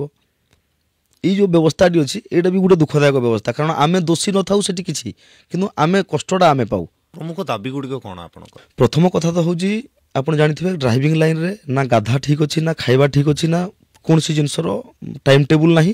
ଆଜି ପାଇଲେ ଖାଇବୁ, ନହେଲେ ନାହିଁ ମଧ୍ୟ। ଖରା ବର୍ଷା ଶୀତ କାହାରି ଖାତିର ନାହିଁ। ଖରାରେ ବି ଖଟୁଥିବୁ, ବର୍ଷାରେ ବି ଖଟୁଥିବୁ, ଶୀତରେ ବି ଖଟୁଥିବୁ। ତ ଦେଖନ୍ତୁ, ଆମେ ଗୋଟେ ସାଧାରଣ ମଣିଷ ହିସାବରେ ଯଦି ଆଜି ଭୁବନେଶ୍ୱରରେ ପାଣି ପିଉଛେ, କାଲି ଯଦି ଯାଇକି ବରଗଡ଼ରେ ପାଣି ପିଇଦେବା, ଆପଣଙ୍କର ଦେହ ଖରାପ ହେଇଯିବ। କିନ୍ତୁ ଗୋଟେ ଦିନ ପାଇଁ, କିନ୍ତୁ ଆମେ ସବୁଦିନିଆ କାମ, ଆମେ ଆଜି ଯଦି ସକାଳ ଜଳଖିଆ ଯଦି ଭୁବନେଶ୍ୱରରେ କରିଛୁ, ଦରକାର ପଡ଼ିଲେ କଲିକତାରେ ଯାଇକି ବେଳାରଖିଆ ଖାଇବୁ। ମାନେ ଆଜି ଏଇଠି ଗାଧେଇଛୁ, କାଲି କେଉଁଠି ଗାଧେଇବୁ କି ନ ଗାଧେଇବୁ ବି 2 ଦିନ, ତାର ଠିକ୍ ଠିକଣା ନାହିଁ। ତ ଯେତେବେଳେ 60 ବର୍ଷ ଆମକୁ ହେଲାବେଳେ ପ୍ରଥମ କଥା ଆଉ ଗୋଟେ ଯେଉଁ ରହୁଛି, ଗାଡ଼ି ଯେହେତୁ ରନିଂ ସବୁବେଳେ ରହିଲା, ଗାଡ଼ି ଡେଇଁବ ସବୁବେଳେ ଆଜ୍ଞା। ଗାଡ଼ି ଡେଇଁଲେ ଆପଣଙ୍କର ଯେଉଁ ମାନେ ଅଣ୍ଟାର ଯେଉଁ ଆମର ସ୍ପାଇନାଲ୍ କର୍ଡ଼ ଇ ଏରିଆ ଆପଣଙ୍କୁ ବହୁତ ଦୁଃଖ ଦେବ। ମୋର ବି ତାହା ହେଇଯାଇଛି ଅଲରେଡ଼ି, ଅଣ୍ଟାର ସମସ୍ୟା ଆସିଯିବ। ଏବଂ ଯେହେତୁ ଆପଣ ଗାଧୋଉନଥିବେ ଠିକ୍ସେ, ଖାଉନଥିବେ ଠିକ୍ସେ, ଶୋଉନଥିବେ ଠିକ୍ସେ, ଆପଣ 2 ଦିନ ନ ଶୋଇଲେ ଆପଣଙ୍କୁ ରୋଗଟେ ମାଡ଼ି ବସିବ। କିନ୍ତୁ ଡ୍ରାଇଭର ଗୋଟେ ମାନେ ନ ଶୋଇକି କେତେ ଦିନ ଚାଲିବ ଆଜ୍ଞା? 60 ବର୍ଷ ହେଲାଣି। ଆଉ 60 ବର୍ଷ ପରେ ଯେତେବେଳେ ସେ ବୁଢ଼ା ହେଇଯାଉଛି, ତାଠୁ ତୁମେ ଲାଇସେନ୍ସଟା ନେଇଗଲ, ସେ ଚଲେଇ ପାରୁ ନ ଚଲେଇ ପାରୁ, ତାଠୁ ଲାଇସେନ୍ସଟା ନେଇଗଲ, ସିଏ ବର୍ତ୍ତମାନ କରିବ କ'ଣ 60 ବର୍ଷ ପରେ? ଏମିତି ତ ଦରମା ନାହିଁ ଯେ ଲକ୍ଷ ଲକ୍ଷ ଟଙ୍କା ମିଳୁନି ଯେ ଡ୍ରାଇଭର ସବୁ ଗଦେଇ ଦେଇଥିବ 60 ବର୍ଷ ପରେ ଖାଇବ। 60 ବର୍ଷ ହେଲା ମୁଁ ବୁଢ଼ା ହେଲି, ଯେତେବେଳେ ଅପାରଙ୍ଗ ହେଲି, ସେତେବେଳେ ମୋଠୁ ଲାଇସେନ୍ସଟା ନେଇଗଲ, ମୁଁ ଚଳିବି କେମିତି? ଏଇଠି ଅଟକାଇବା ପାଇଁ ଚାହିଁବି, ଯେତେବେଳେ ଆପଣଙ୍କର ଗୋଟେ ପ୍ରମୁଖ ଦାବି ଥିଲା ପେନସନ୍ କଥା। ଯଦି ଏତେ ଡ୍ରାଇଭର ଏତେ ସଂଖ୍ୟକ ଅଛନ୍ତି, ଆପଣଙ୍କ ସହିତ 3.5 ଲକ୍ଷ ଡ୍ରାଇଭର ଅଛନ୍ତି, ଯଦି ପେନସନ୍ ସମସ୍ତଙ୍କ ପାଇଁ ଲାଗୁ କରାଯାଏ, ଏତେ ରାଜସ୍ୱ ଆସିବ କୋଉଠୁ? ଆଉ ଅନ୍ୟ ବିଭାଗ ମାନେ ଯଦି ଆପଣଙ୍କ ଭଳିଆ ଦାବି କରିବେ, ଦେଖନ୍ତୁ ଆଜ୍ଞା, ତାହେଲେ ଏତେ ଟଙ୍କା ରାଜ୍ୟକୁ ଆସିବ କୋଉଠୁ? କେତେ ଟଙ୍କା ଖର୍ଚ୍ଚ କରିବେ ରାଜ୍ୟ ସରକାର? ସେଇଟା ନିହାତି ଭାବରେ ଆମେ ବତେଇ ଦେଇପାରୁ କୋଉଠୁ ପଇସାଟା ଆସିବ। ଯେ ଯେତେ ବି ଅଲଗା ମାନେ ଯେଉଁ ପେନସନ୍ ପାଆନ୍ତୁ, ଯିଏ ଯାହା ସିଷ୍ଟମ୍ ବି ଥାଉ, ତାଙ୍କର କ'ଣ ହେଉଛି, ତାଙ୍କ ଡିପାର୍ଟମେଣ୍ଟରୁ ତାଙ୍କ ସେକ୍ସନରୁ ସେତେ ଟ୍ୟାକ୍ସ ଯାଉନଥିବ, ସେତେ ପଇସା ଯାଉନଥିବ। ଗୋଟେ ଆମର ଏ ଟ୍ରାନ୍ସପୋର୍ଟ ସେକ୍ସନରୁ ଯେତିକି ଯାଉଛି, ଭାରତରେ ଯଦି କହିବା ଆମେ ଅଧିକ ପଇସା ସରକାରକୁ ମିଳେ ଟ୍ରାନ୍ସପୋର୍ଟ ଡିପାର୍ଟମେଣ୍ଟରୁ। ଆଉ ତାର ସେ ପଇସାଟା ସରକାରଙ୍କ ପାଖକୁ ପହଞ୍ଚାଇବା ବା ପଇସା ତିଆରି କରିବାର ଯେଉଁ ମାଧ୍ୟମଟା ସିଏ ହେଉଛି ଡ୍ରାଇଭର। ଆପଣ ଜାଣିଥିବେ, ଗୋଟେ ସାଧା କଥା କହୁଛି, 1 ଲିଟର ଡିଜେଲ ବର୍ତ୍ତମାନ ଆମର ଏଠି 100 ଟଙ୍କା ପାଖାପାଖି ପଡ଼ୁଛି। ଆମେ ସମସ୍ତେ ଜାଣିଛେ ସେ ଡିଜେଲର ରେଟ୍ଟି 60 ଟଙ୍କା ନା 70 ଟଙ୍କା। ସେଥିରେ 20 ଟଙ୍କା ନା କେତେ ଟଙ୍କା ଓଡ଼ିଶା ସରକାର ବି ରଖୁଛନ୍ତି, 20-30 ଟଙ୍କା ଭାରତ ସରକାର ବି ରଖୁଛନ୍ତି। ମାନେ ମାର୍କ କରନ୍ତୁ, 40 ଟଙ୍କା ପର ଲିଟର ଡିଜେଲରୁ ସରକାର ପ୍ରଫିଟ୍ ପାଇଲେ। ଡିଜେଲ ନ ଜଳେଇଲେ ତ ସରକାର ପାଇବେନି, ଜଳିଲେ ଯାଇକି ଡିଜେଲଟା ସରକାର ପଇସା ପାଇବେ। ମାନେ ଜଳଉଛି କିଏ? ଡ୍ରାଇଭର ଜଳଉଛି। ମୁଁ ଯଦି ଗୋଟେ ଡ୍ରାଇଭର, ମୁଁ ଯଦି 50 ଲିଟର ଡିଜେଲ ପୁଡ଼େଇଲି, ସରକାର ମାନେ ହିସାବ କରନ୍ତୁ, 40 ଟଙ୍କାରେ ମାନେ 2000 ଟଙ୍କା ସରକାର ପାଇଲେଣି ଗୋଟେ ଡ୍ରାଇଭରଠୁ। ମୁଁ ଯଦି ଗାଡ଼ି ଚଲେଇବାକୁ ଯିବିନି, 50 ଲିଟର ଡିଜେଲ ପୁଡ଼େଇବିନି, ସରକାର 2000 ଟଙ୍କା ପାଇପାରିବେନି। ମୁଁ ଯଦି ଯିବି ଗାଡ଼ି ଚଲେଇ 50 ଲିଟର ଡିଜେଲ ପୁଡ଼େଇବି, ସରକାର ଉପରେ ମାନେ 2000 ଟଙ୍କା ପାଇସାରିଲେଣି।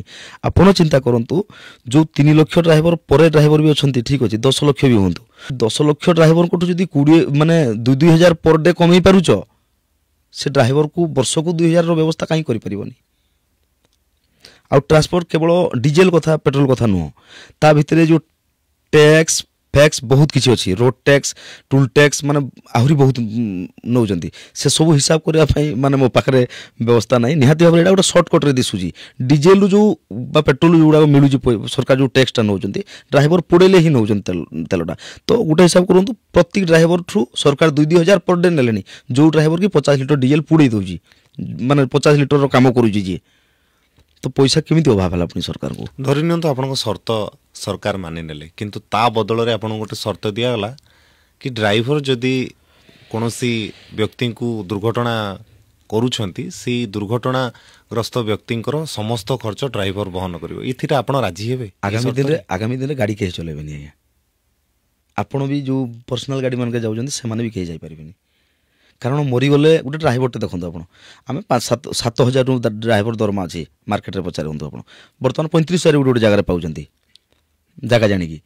तो जदि गोटे ड्राइवरटे 5-10 हज़ार टका दरमा पाँच सी गोटे लोकटे मरीगले ता जीवन कौन दे पार आज्ञा, ड्राइवर भी तो मरीगले भी ताकू तो भी किसी मिल पारुनी ना। तो मलाटा तो आम दे पारूनी निहाती भाव से शर्त जदि सेमती हो जाए जदि मरीगला जन जन को एक्सीडेंट करदेल तार समस्त क्षतिपूरण दब जदि कहीदेल ताहले आउ गाड़ी चलनी कौन सी ड्राइवर गाड़ी चलई जीवन कौटू पैसा पाइबा देवे। दुर्घटना कौटी मु भूल न करी आपन भूल करी भी एक्सीडेंट हो आम ये गोटे नियम चली आपण मद पीकी जी आपड़ बाड़े हे बड़ गाड़ी दोष रहा एक्सीडेंट जमीती भी हो बड़ गाड़ी छिड़ा हो छोट गाड़ी आसिकी बाड़े हो कि बड़ गाड़ी जाकि बाड़ जमीती भी हो भूल तो बड़ गाड़ी से जमी गोटे कथा ना चकु तरभुज उपर पड़ू ना तरभुज चकु उपर पड़ू कटो तरभुज ही कटो सेमती कटो बड़ गाड़ी कटो दोष बड़ गाड़ी हम दोषी तो सब हो आप तेणुक चलेबा मुस्किल हो एक्सीडेंट कथा को देखिए करवा विभिन्न समय देखा मिले कि ड्राइवर माने मद पीकी बेपुरुआ गाड़ी चलना करती क्या घर संसार उजाड़ी दियंती क्या मुंडरू सिंदूर पोछि दियंती। मद पीवा ड्राइवर या केमती देखती ड्राइवर महासंघर सभापति? निहाती भाव में आम ड्राइवर समाज को जदि कलुषित किए करिथिला बा कलंकित जदि किए करिथिला सी होजी मद। आपण जानिथिबे किछि वर्ष पूर्वरु माने 80-90% ड्राइवर भाई माने मद पी गाड़ी चलाउथिले, किंतु वर्तमान समय आमे 80-90% ड्राइवर भाई माने मद न पी गाड़ी चलाउथि अछंती कां भा 10% आहुरी अछंती किछि भाई माने वर्तमान भी करूचंती। किंतु आम जो संगठन रूल हिसाब से आम से गोटे जी निशा खाइला ता पछरे जीवनी ताकू निशा खाई जदि कोटी एक्सीडेंट है साहाय्य करबा पई जीवनी निशा खाई जदि लोक बाडौजंती ताकू बिल्कुल जीवनी। केबे आलोचना करछंती सदस्य मानक साथ कि मद पीवा अनुचित? आम प्रत्येक जेतबेले बैठक हुए आमर जो मीटिंग गुड़ाक हुए प्रत्येक मीटिंग रे आम निशा ठू दूरे रहबा पई कहू। आ गोटे जिनस आपन कहबी मदुआ ड्राइवर आपन माने रिपोर्ट मिलुथबो आपन को जे मद पाई बोली एति एक्सीडेंट है धरतु 60% केवल मद पीकी एक्सीडेंट है गोटे खबर आसला आपन डायरेक्ट भावे ये ट्रक ड्राइवर गुड़ा सब तो मद पीछे से 60% ड्राइवर माने एक्सीडेंट है निशा खाई कि ताहा नुह आज्ञा मद ड्राइवर जी पीऊना आमर जो बाइक ठू नहीं जो अन्य मैंने एमाने भी जोर चार पीउछंती केवल लोक नजरटा ट्रक ड्राइवर उपरे किंतु नुह सेटा जो रिपोर्टटा आसे मोटरसाइकल भी रिपोर्ट आसे माने सब गाड़ी रिपोर्ट आसे माने से केवल ड्राइवर न थाए मदुआ हिसाब से मदुआ समस्ते थांती किंतु आम उपर सब तो लदी दिया जाए। मोटरसाइकेल वाला ही मद पीकी जाए मोटरसाइकेल भी जदि एक्सीडेंट है मद पीकी सेटा माने मद पे एक्सीडेंट है कहबे ट्रक भी जदि मद पीकी एक्सीडेंट है मद पीकी एक्सीडेंट है कहबे।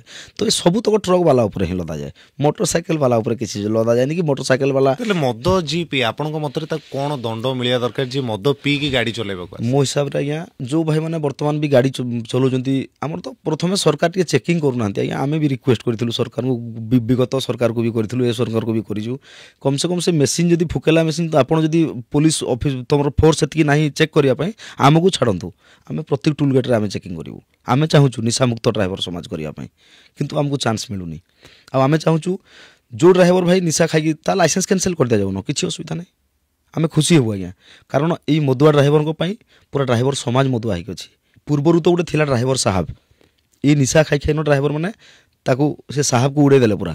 ମଝିରେ ଏମିତି ସିଚୁଏସନ୍ ଆସିଥିଲା ଯଦି ମୁଁ ଡ୍ରାଇଭରଟେ ବୋଲି କହିବ ଝିଅ ମିଳିବନି ଆପଣଙ୍କୁ। ବର୍ତ୍ତମାନ ଟିକେ ଟିକେ ଚେଞ୍ଜ ହେଇଛି ନିହାତି ଭାବରେ। ଆଉ ଆମେ ଏହା କହିବୁ ଯେଉଁ ଡ୍ରାଇଭର ମାନେ ନିଶା ଖାଇକି ଗାଡ଼ି ଚଲାଉ ତା ଲାଇସେନ୍ସ ପୁରା କ୍ୟାନସେଲ୍ କରିଦିଆଯାଉ, କିଛି ଆବଶ୍ୟକ ନାହିଁ। ତାଠୁ 50,000 ଫାଇନ୍ ନିଆଯାଉ ପିଡ଼ିକିରି, ନହେଲେ ତାକୁ 3 ମାସ 4 ମାସ ଢୁକେଇ ଦିଆଯାଉ। ଯାହା ସରକାର କରିବେ ଆମେ ସେଥିରେ ରାଜି ଅଛୁ। ଯଦି ଆପଣଙ୍କ ସଂଘର କେହି ସଦସ୍ୟ ହେଇଥିବେ ତାହେଲେ ଆପଣ ସଂଘ ପକ୍ଷରୁ କିଛି କାର୍ଯ୍ୟାନୁଷ୍ଠାନ ନିଅନ୍ତି ମଦ? ନିହାତି ଭାବରେ ଆଜ୍ଞା, ଆମ ସଂଘ ହଉ ଯାହା ସଂଘ ହଉ, କର୍ତ୍ତବ୍ୟ ନିକଟରେ ଭାଇ ବନ୍ଧୁ କୁଟୁମ୍ବ କାହାରି ସ୍ଥାନ ନାହିଁ।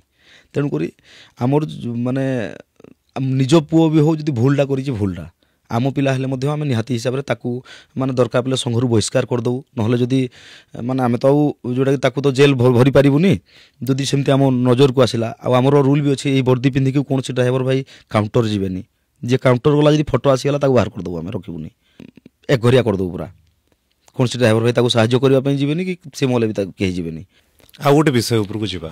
ମଝିରେ କଥା ଉଠିଲା କି ଆପଣଙ୍କୁ କିଏ ଜଣେ କୋଟି କୋଟି ଟଙ୍କା ଦେଇଛି, ଆପଣଙ୍କ ପରିବାର ଲୋକ ମଧ୍ୟ ସାମ୍ନାକୁ ଆସିଥିଲେ। କ'ଣ ଥିଲା ସେ ଘଟଣା ପ୍ରକୃତରେ? ଶୁଣନ୍ତୁ ଆଜ୍ଞା, ଏଠି ମୁଁ କେମିତି ଚଳିବି କି ମାନେ ମୁଁ କେମିତି ଖାଇବି ପିଇବି ରହିବି କିମ୍ବା ଡ୍ରାଇଭରଙ୍କ ପାଇଁ କାମ କରୁଛି ଠିକ୍ ଅଛି, କେହି ମାନେ ଟଙ୍କାଟିଏ ତ ଦେବେନି, ମାନେ କହିବା ପାଇଁ ବଦନାମ କରିବା ପାଇଁ ସମସ୍ତେ ଆସିବେ। ତେଣୁକରି କୋଟି ଆଜ୍ଞା ମୁଁ ମୋ ଜୀବନରେ ମାନେ ଦେଖିନି।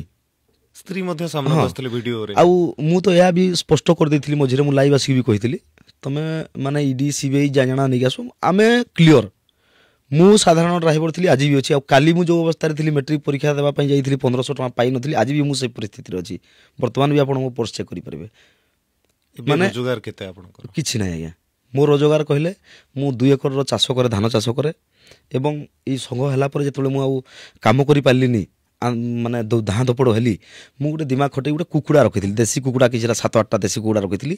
ଯେହେତୁ 2-3 ବର୍ଷ ହେଇଗଲା, ବର୍ତ୍ତମାନ ମୋ ପାଖରେ 250ରୁ 300 ଦେଶୀ କୁକୁଡ଼ା ଅଛନ୍ତି। ମାନେ ସେଥିରୁ କିଛି ମୋର ମାନେ ମ୍ୟାନେଜମେଣ୍ଟ, ମୁଁ କେବଳ ଖାଇବା ପାଇଁ ଚାହେଁ, ବଞ୍ଚିବା ପାଇଁ। ଯେମିତି ଲୋକ ଖାଇବା ପାଇଁ ବଞ୍ଚନ୍ତି, ମୁଁ ଖାଇବା ପାଇଁ ବଞ୍ଚିନି, ବଞ୍ଚିବା ପାଇଁ ଯାହା ଦରକାର ତାହା ଖାଇକି ଆଜ୍ଞା ବଞ୍ଚୁଛି। ଆଜି ବି ମୋ ପରିବାର ମାନେ ଯେମିତିକି ବ୍ୟାଙ୍କ ବାଲାନ୍ସ କିମ୍ବା ଇତ୍ୟାଦି ଇତ୍ୟାଦି ଆମର କିଛି ନାହିଁ ଆଜ୍ଞା। ଖାଅ ପିଅ ଯାହା ହେଉଛି ଦେଖିବା। ଏବେ ଡ୍ରାଇଭିଂ କରନ୍ତି ମେଣ୍ଡୁଲି ବାବୁ? ନାଇଁ, ଏବେ ଆଉ ମୁଁ ଡ୍ରାଇଭିଂ କରିପାରୁନି ଆଜ୍ଞା। ଯଦି ପ୍ରଶ୍ନ ଉଠେ ଡ୍ରାଇଭର ମହାସଂଘର ସଭାପତି ଡ୍ରାଇଭିଂ ନିଜେ କରନ୍ତିନି, ତାର ଉତ୍ତର କେମିତି ରଖିବେ? ନା ନା, ଦେଖନ୍ତୁ ମୁଁ ତ ଡ୍ରାଇଭର ଥିଲି, 14 ବର୍ଷ ଗାଡ଼ି ଚଲେଇଛି। ମୁଁ ଆନ୍ଦୋଳନ କରିବା ପର୍ଯ୍ୟନ୍ତ ବି ମୁଁ ଗାଡ଼ି ଚଲାଉଥିଲି। ଯେତେବେଳେ ସଂଘଟି ବଢ଼ିଗଲା, ମୁଁ ଯଦି ଗାଡ଼ି ଚଲେଇବି ସଂଘ କଥା ବୁଝିବ କି ପୁଣି? ମୁଁ କେବଳ ଏ ସଂଘ ପାଇଁ ବୋଲି ଗାଡ଼ି ଛାଡ଼ିଛି। ଆଜି ମୁଁ ଏ ସଂଘରୁ ସଭାପତି ପଦରୁ ଯଦି ପଳେଇଲି, କାଲି ପୁଣି ଗାଡ଼ି ଚଲେଇବି। ମଝିରେ ଚର୍ଚ୍ଚା ହେଲା ଆଜ୍ଞା ମେଣ୍ଡୁଲି ବାବୁ କୁଆଡ଼େ ଗାୟବ ହେଇଗଲେ, କୁଆଡ଼େ ଯାଇଥିଲେ ପ୍ରକୃତରେ ଆପଣ? ଦେଖନ୍ତୁ, ଯେଉଁ ଆମର ଆନ୍ଦୋଳନ ସମୟରେ ନିହାତି ଭାବରେ ଗତ ମାସ 10 ତାରିଖରୁ ବୋଧେ ମୁଁ ନିହାତି ଭାବରେ ମୋତେ ଟିକେ ସାଇଟ୍ ରହିବାକୁ ପଡ଼ିଲା। ଆଉ କାରଣଟା ତା'ର ଏହା ଥିଲା ଯେ ଯେହେତୁ ଆନ୍ଦୋଳନଟି ଆମର ଜାରି ରହିଥିଲା, ତା ଭିତରେ ଆମେ ଏତିକି ଷ୍ଟ୍ରିଟ୍ କରିଥିଲୁ ଆମ ପିଲାମାନଙ୍କୁ, କୌଣସି ଜାଗାରେ ବିଶୃଙ୍ଖଳା କର ନାହିଁ, କୌଣସି ଜାଗାରେ ଆମେ କେସ୍ ଖାଇବା ନାହିଁ। ସିଏ ସେତିକି ସତର୍କ ରହୁ ରହୁ ମଧ୍ୟ ଯେହେତୁ 314 ବ୍ଲକରେ ଚାଲିଥିଲା କାର୍ଯ୍ୟ, କାଁ ଭାଁ କେଉଁଠି କେମିତି ସେ ଘିମିରି ଖୁଣ୍ଟିଲା ଭଳିଆ ଛୋଟ ଛୋଟ ସମସ୍ୟା ଆସିଛି। ଏମାନେ ସରକାର ଆକ୍ଚୁଆଲି କ'ଣ ହେଇଛି, ଆନ୍ଦୋଳନଟାକୁ ରୋକାଯିବ କେମିତି, ମାନେ ଆଉ ତାକୁ କଣ୍ଟ୍ରୋଲ କରିପାରିନାହାନ୍ତି। ତାପରେ ରାସ୍ତା ଖୋଜୁଛନ୍ତି, ଏମାନଙ୍କ ଲିଡରଙ୍କୁ ଉଠେଇଲେ କାଳେ ବନ୍ଦ ହେବ। ଯେତେବେଳେ ଆମର ରାଜ୍ୟ କୋଷାଧ୍ୟକ୍ଷଙ୍କୁ ଉଠେଇ ନେଲେ, ମୁଁ ଜାଣିବାକୁ ପାଇଲି ରାଜ୍ୟ କୋଷାଧ୍ୟକ୍ଷଙ୍କୁ ଉଠେଇ ନେଲେ। ଯଦି ମୋତେ ଉଠେଇ ନେଉଛନ୍ତି, ମୋତେ କଲ୍ ଅଫ୍ କରାଇବେ, ମାନେ ଆନ୍ଦୋଳନକୁ ବନ୍ଦ କରିବା ପାଇଁ କହିବେ। ଆଉ ଆନ୍ଦୋଳନକୁ ଯଦି ଅଧା ଅଧୁରା ଆମେ ଚାହୁଁନୁ ଆଗାମୀ ଦିନରେ ଆନ୍ଦୋଳନ କରିବା ପାଇଁ। ଆମେ ଆକ୍ଚୁଆଲି ହେଇ ନିଷ୍ପତ୍ତି ହିଁ ନେଇଥିଲୁ, ଆମେ ପୂର୍ବରୁ ବି କହିଥିଲୁ ଯେ ଏଟା ହେଉଛି ଶେଷ ଆନ୍ଦୋଳନ। ଆଉ ଆମେ ସବୁଦିନେ ଗୋଟେ ଆନ୍ଦୋଳନ କରିବାନି, ସବୁଦିନ ଓଡ଼ିଶାବାସୀକୁ ହଇରାଣ କରିବାନି, ଏସବୁ ଜିନିଷ ଦେଖିବାକୁ ନ ପଡ଼ୁ। ଯେହେତୁ ମୋତେ ବି ଯଦି ଧରିଦେବେ, ଆନ୍ଦୋଳନଟି ବନ୍ଦ ହେଇଯିବ। ଆନ୍ଦୋଳନଟି ବନ୍ଦ ହେଇଗଲେ ଆମେ ନିହାତି ଦୁର୍ବଳ ହେଇଯିବୁ, ଭାଇମାନେ ମଧ୍ୟ ମୋତେ ପ୍ରଶ୍ନ କରିବେ, ସବୁ କିଛି ଅସୁବିଧା ହେବ। ତେଣୁକରି ମୁଁ କିଛି ଦିନ ପାଇଁ ସାଇଡ଼୍ ହେଇଯାଇଥିଲି ଯେ ଆଦିତ୍ୟ ଭାଇ ତ ବିନା କାରଣରେ ଢୁକିଲେ ଜେଲ୍କୁ, ମୁଁ ବି ଯଦି ଜେଲ୍କୁ ଢୁକିଯିବି, ପିଲା ଏପଟେ ଯଦି ଭୁଲ ଭାଲ କରନ୍ତି, ତାହେଲେ ତାଙ୍କୁ କଣ୍ଟ୍ରୋଲ କରିବା ପାଇଁ ବି କେହି ନାହିଁ। ତେଣୁକରି ମୋତେ ବାଧ୍ୟ ହୋଇକି ଲୁଚି ଲୁଚାକି ସିଷ୍ଟମଟାକୁ ଆଗକୁ ବଢ଼େଇବାକୁ ପଡ଼ିଲା। ମଝିରେ ଆପଣ ଗୋଟେ ଲାଇଭ୍ ଭିଡ଼ିଓ କରିଥିଲେ କି ଡ୍ରାଇଭର ମହାସଂଘ ବିଭାଜିତ ହୋଇଯାଇଛି, ସେ ଭିଡ଼ିଓ କରିବା ପଛର ଲକ୍ଷ୍ୟ କ'ଣ ଥିଲା ଆଉ ସତ୍ୟତା କେତେ ଥିଲା? ମିଡ଼ିଆ ତରଫରୁ ଏହା କୁହାଯାଉଥିଲା ଯେ ଓଡ଼ିଶା ଡ୍ରାଇଭର ମହାସଂଘ ଭାଙ୍ଗିଗଲା, ଫାଟ ସୃଷ୍ଟି ହେଇଛି। ମାନେ ସେଇ ଜିନିଷଟାକୁ ଯେଉଁଟା ଏଇଟା କ'ଣ ଗୋଟେ ଫାଟ ସୃଷ୍ଟି, ମହାସଂଘ ଭାଙ୍ଗିଗଲା କି ମହାସଂଘ ଭିତରେ ଫାଟ ସୃଷ୍ଟି ହେଇଛି, ଆମ ପିଲାଙ୍କ ଭିତରେ ଗୋଟେ ମନୋବଳ ଦୁର୍ବଳ ହେବ ବା ମନୋବଳ ଭାଙ୍ଗିବ ନିହାତି ଭାବରେ। ତେଣୁକରି ଆମେ କିଛି ହେଇନି, ଆଜିର ଡେଟ୍ରେ ଆମ ସଂଘ ଭାବିଲେ ଏଇ ଆନ୍ଦୋଳନରେ ଆହୁରି ଷ୍ଟ୍ରଙ୍ଗ ହେଇଛି, ଭାଇମାନଙ୍କର ବିଶ୍ୱାସ ବଢ଼ିଛି ଯେ ନାଇଁ ଭାଇ ଗଲା ମରି ପଛେ ଯିବୁ ପଛକୁ ଘୁଞ୍ଚିବୁନି କହିଲେ ଘୁଞ୍ଚିଲେନି, ଆହୁରି ବିଶ୍ୱାସ ବଢ଼ିଛି ଆମ ଉପରେ। ଆମ ପିଲା ବି ଠିକ୍ ଅଛନ୍ତି। ଅନ୍ୟ ଲୋକମାନେ ଯେଉଁ ଖରାପ ବି ଭାବୁଛନ୍ତି, ଯେଉଁ ମାନେ କଂଗ୍ରେସକୁ ଛାଡ଼ିଦେଲା କାହିଁକି, କଂଗ୍ରେସରେ ମିଶିଗଲେ କି, ମାନେ ଆମ ପିଲାଙ୍କର ସେଇ ଚିନ୍ତା ନାହିଁ। ଆମ ପିଲାମାନେ ପୁରା ସମସ୍ତେ ନିଶ୍ଚିତ ଅଛନ୍ତି ଯେ ଅଜୁ ଭାଇ କୌଣସି ହାଲତରେ କେଉଁ ପାର୍ଟିକି ଯିବନି, କାରଣ ମହାସଂଘକୁ ଛାଡ଼ିକି ବା ମହାସଂଘକୁ କେଉଁଠି ଠେଲି ଦେଇକି ପଇସା କମାଇବାର ଇଣ୍ଟରେଷ୍ଟ ନାହିଁ। ପିଲାଙ୍କର ଭରସା ହେତିକି ହିଁ ମୋତେ ବଞ୍ଚେଇ ରଖିଛି। ଲୋକ ଯିଏ ଯାହା କହୁଛନ୍ତି କୁହନ୍ତୁ, ଆମ ପିଲା ସବୁ ଠିକ୍ ଅଛନ୍ତି। ତାହେଲେ ୟାକୁ ଆପଣ ଖଣ୍ଡନ କରୁଛନ୍ତି? ନିହାତି ବିଭାଜିତ ହେଇ ନା ନା ଆପଣଙ୍କ ସଂଘ? ନା। ତେବେ ମେଣ୍ଡୁଲି ବାବୁ, ଗୋଟେ ଡ୍ରାଇଭର ଦିନକୁ ରୋଜଗାର କେତେ? କେଉଁଠି ଡ୍ରାଇଭର ଟଙ୍କା 200ରେ ବି ଖଟୁଛି, କେଉଁଠି ଡ୍ରାଇଭର 1000 ଟଙ୍କା ବି ପାଉଛି, କେଉଁଠି 1500 ଟଙ୍କା ମଧ୍ୟ ଦିନକୁ ପାଉଛି। ଯଦି ଏତେ କମ୍ ପାରିଶ୍ରମିକ ଗୋଟେ ଦିନରେ ଯଦି 200ରୁ ମାତ୍ର 1500 ଭିତରେ ସୀମିତ ଜଣେ ଡ୍ରାଇଭରଙ୍କର ଦରମା ବା ରୋଜଗାର, ଏତେ ଦିନ ଧରି ଷ୍ଟ୍ରାଇକ୍ କରୁଛନ୍ତି, ତାଙ୍କ ଘର ବାସ୍ତବିକ ଭାବରେ କେମିତି ଚଳୁଛି? ଦେଖନ୍ତୁ ଆଜ୍ଞା, ଗୋଟେ ଡ୍ରାଇଭର କଥା କହୁଛି, ଗୋଟେ ଡ୍ରାଇଭର ସପୋଜ 35,000 ଟଙ୍କା ଦରମା ପାଉଛି, ତା କ୍ୱାଲିଟିଟା ଦେଖିବେ। ଆଉ ଗୋଟେ ମାଷ୍ଟରଟେ ହେଉ କିମ୍ବା ଅନ୍ୟ ଗୋଟେ ଛୋଟ ଚାକିରି କରୁଥିବ, ଗୋଟେ ସପୋଜ ଗୋଟେ ଆମର ଗାର୍ଡ଼ ସିକ୍ୟୁରିଟି ଗାର୍ଡ଼ଟେ ବି ଦେଖନ୍ତୁ, ସିଏ ଫ୍ରେଶରେ ଥିବ, ସେ 10,000 ଟଙ୍କା ଦରମା ପାଉଥାଉ, ସିଏ ଫ୍ରେଶରେ ଥିବ, ତା ଫ୍ୟାମିଲି ମେଣ୍ଟେନ୍ କରିକି ତା ସ୍ତ୍ରୀକୁ ବି ଦେଖ, ମାନେ ସେମାନେ ଗୋଟେ ଯେଉଁଟାକି ମେଣ୍ଟେନ୍ କରିକି ଥିବେ। ଏମିତି ନୁହେଁ ଯେ ଦାମୀ ତକ ପିନ୍ଧିଥିବେ ବୋଲିକି, କିନ୍ତୁ ତାର ସବୁ ଚଳୁଥିବ। ଆଉ ଯିଏ 35,000 ବି ପାଉଛି, ତାର ମଧ୍ୟ ମାସ ଶେଷରେ ପହଞ୍ଚୁନଥିବ, ଆଉ ତାକୁ ଦେଖିଲା ବେଳେ ଏ ମାନେ ଆଗ ଯେଉଁଟାକି 35,000 ଦରମା ପାଇଲା ଲାଇକ୍ର ସେ ଦିଶୁନଥିବ, ସେମିତି ବି ହୁଏ। ତେଣୁକରି ଗୋଟେ ଗରିବ ମାନେ 200 ଟଙ୍କାରେ ସବୁଦିନ ଯେହେତୁ ଚଳିପାରୁଛି, ସେଟା ଆଡ଼ଜଷ୍ଟ ହେବ ଆଜ୍ଞା, କମ୍ ପଇସାରେ ବି ଚଳିପାରିବେ କିଛି ଦିନ। ଆଉ ଯେହେତୁ ନିଜର ଲଢ଼େଇ, ଏଇଟା ନିଜ ପାଇଁ ଲଢ଼ୁଛନ୍ତି ସେମାନେ, ତ ଯଦି ତାକୁ ଖାତିରି କରିବେ ଯେ ମୋର ମାନେ ପଇସା ସରିଯିବ ଘରୁ ବୋଲିକି, ତାହେଲେ ଆଉ କେଉଁଠି ଲଢ଼ିପାରିବେ। ତେଣୁକରି ଡ୍ରାଇଭର ଭାଇମାନେ ନିହାତି ଭାବରେ ଯେତେ କଷ୍ଟ ହୋଇ ପଡ଼ୁ, ମାନେ ଏଇ ଯେଉଁ ଆନ୍ଦୋଳନ କରିଥିଲୁ, କିଛି ପିଲା ଆମର ବାସି ପଖାଳ ନେଇକି ଆସନ୍ତି। ଆଜିର ସମୟରେ ଆନ୍ଦୋଳନ ମାନେ ଯେଉଁଠି 1500-2000 ପିଲା ବସିଥିବେ ଆନ୍ଦୋଳନରତ, ସେଠିକି ବାସି ପଖାଳ ଘରୁ ନେଇକି ବି ଆସିକି ଖାଇଛନ୍ତି ପିଲା। ନିହାତି ତାକୁ ଭାବିପାରିବା ଯେ ଏଇ ହେଉଛନ୍ତି ସେ 200 ଟଙ୍କା ଡ୍ରାଇଭର, ଯିଏକି ମାନେ ଘରର ଅସୁବିଧା ପାଇଁ ଏଠି କିଣିକି ଖାଇବା ବଦଳରେ ଘରୁ ବାସି ଟିଫିନ୍ରେ ନେଇକି ଆସିଲା। ଯେତେବେଳେ ଆପଣ ଷ୍ଟ୍ରାଇକ୍ କରନ୍ତି, ସେତେବେଳେ କେବଳ ଡ୍ରାଇଭରଙ୍କ ସ୍ୱାର୍ଥ ଆପଣ ଦେଖନ୍ତି, କିନ୍ତୁ ଡ୍ରାଇଭରକୁ ଯିଏ ଚାକିରି ଦେଇଛି, ଗାଡ଼ି ମାଲିକ, କେବେ ଗାଡ଼ି ମାଲିକଙ୍କ କଥା ଚିନ୍ତା କରିଛନ୍ତି? ଯେତିକି ଦିନ ଗାଡ଼ି ରହିଯାଉଛି ତାର ଭରପାଇ କେମିତି କରିବେ? ଦେଖନ୍ତୁ, ଭରପାଇ କରିବା ଲୋକ ଆମେ ନୁହଁ, ଆମେ ଭରପାଇ କରିପାରିବୁ ଭାବିଛନ୍ତି ମାଲିକ? ନିହାତି ଆମେ ମାଲିକ, ଏଇ ଯେଉଁ ଆନ୍ଦୋଳନ କରିଥିଲୁ ଆମକୁ ସମର୍ଥନ ଥିଲା ମାଲିକମାନଙ୍କର। ଟ୍ରକ୍ ମାଲିକ, ଓଡ଼ିଶାର ଟ୍ରକ୍ ମାଲିକ କୁହନ୍ତୁ, ବସ୍ ମାଲିକ କୁହନ୍ତୁ, ତାଙ୍କ ସମର୍ଥନରେ କାର୍ଯ୍ୟଟି କରିଥିଲୁ ଆମେ। ଆଉ ସେମାନେ ବି ଜାଣୁଛନ୍ତି ଯେ ଏମାନେ କେଉଁ କଷ୍ଟଟା ପାଉଛନ୍ତି ରାସ୍ତାରେ, କାରଣ ଗୋଟେ ଗୋଟେ ମାଲିକ ବେଳେବେଳେ ବୁଲିବା ପାଇଁ ଗାଡ଼ିରେ ଯାଆନ୍ତି। ନିହାତି ମାନେ ଯିଏ ଗାଡ଼ିରେ ଯାଇନି ସିଏ କିଛି ଜାଣିନି ଆଜ୍ଞା, ଖାଲି ଲୋକ ଦେଖୁଛନ୍ତି ଡ୍ରାଇଭରଟେ ଗଲା ଶଳା ମଦୁଆଟା ଯାଉଛି, କିନ୍ତୁ ସିଏ କେତେ ଟେନସନରେ ଯାଉଛି, କେତେ କଷ୍ଟ ପାଉଛି ରାସ୍ତାରେ, କ'ଣ ଅସୁବିଧା ହେଉଛି, ସେ ଜିନିଷକୁ ଆକ୍ଚୁଆଲି ଆମର ପାଠ ପଢ଼ା ଲୋକମାନେ ଜାଣିପାରନ୍ତିନି। ତେଣୁକରି ମାଲିକମାନେ ଜାଣିଛନ୍ତି, ତେଣୁକରି ମାଲିକମାନେ ଭରପୁର ସହଯୋଗ କଲେ, ମାଲିକମାନେ ପୁରା ସମର୍ଥନ ଦେଲେ ବୋଲି ତ ଆମ ଆନ୍ଦୋଳନଟା ଏତେ ବାଟ ଗଲା। ନିହାତି ତାଙ୍କୁ ଏଇଠୁ ବି ଧନ୍ୟବାଦ ଦେବି। ପୂର୍ବ ସରକାର ସେ ସମୟରେ ମଧ୍ୟ ଆପଣ ଷ୍ଟ୍ରାଇକ୍ କରୁଥିଲେ, ହଜାର ହଜାର ସଂଖ୍ୟାରେ ଆସିଥିଲେ ଭୁବନେଶ୍ୱରକୁ, ଏବେ ମଧ୍ୟ ଆପଣ ଷ୍ଟ୍ରାଇକ୍ କରୁଛନ୍ତି, ଷ୍ଟିୟରିଂ ଛାଡ଼ ଆନ୍ଦୋଳନ କରୁଛନ୍ତି, କିନ୍ତୁ ଆଗ ଅପେକ୍ଷା ପ୍ରଶାନ୍ତ ମେଣ୍ଡୁଲି ଏବେ ଅଧିକା ଭାଇରାଲ, କାରଣ କ'ଣ? ଭାଇରାଲ କାହିଁକି ତାର ଅର୍ଥ ତ ମୁଁ କହିପାରିବିନି। ନିହାତି ଭାବରେ ଏଇ ଯେଉଁ ଆନ୍ଦୋଳନଟା ଲଙ୍ଗ ହେଇଗଲା, କିଏ କରୁଛି, ଗୋଟେ କେଡ଼େ ଖରାପ ଲୋକ ସେ, ଓଡ଼ିଶାକୁ 5 ଦିନ ହେଲାଣି ବନ୍ଦ ରଖିଛି, ହୁଏତ ଏଇ ଟାଇପ୍ର ଭାଇରାଲ ହେଇଥିବି। ବା ଅଧିକ ଚର୍ଚ୍ଚା ଏଥରର ମୋର ଯାହା ଅନୁମାନ ଅଛି, ଯେମିତି କଂଗ୍ରେସର ଗାଡ଼ିଟା ଯେମିତି ଯେଉଁ ଭିଡ଼ିଓଟା ପଳେଇଗଲା, ମୋତେ ଲାଗୁଛି ଏଥରର ପୁରା ନାଟକର ପୁରା ମେନ୍ ଜାଗାଟା ସେଇଟା। ଗୋଟେ ରାଜନୈତିକ କନ୍ଦଳ ଭିତରେ ଆପଣ ପଶିଛନ୍ତି ବୋଲି? ନା, ଆମେ ଆକ୍ଚୁଆଲି ସେ ଭିତରେ ପଶିନୁ, ଆମକୁ ଜବରଦସ୍ତି ପଶେଇବା ପାଇଁ ସେଠି ଏମିତି ଷଡ଼ଯନ୍ତ୍ର ହେଇଥିଲା, ତାହା ମୁଁ ସ୍ପଷ୍ଟ ମଧ୍ୟ କରିପାରିବିନି ଟିକେ।